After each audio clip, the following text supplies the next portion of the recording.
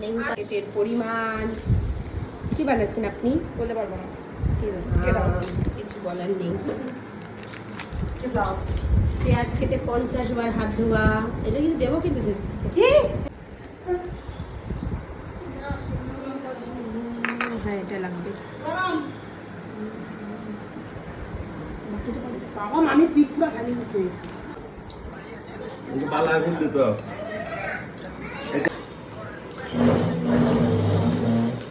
মশলা দিচ্ছি সেই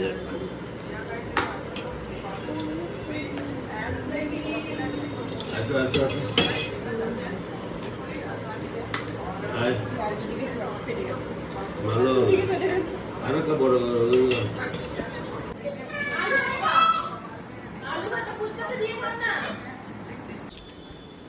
ঠাম্মার থেকে একটা ফুচকা মারা।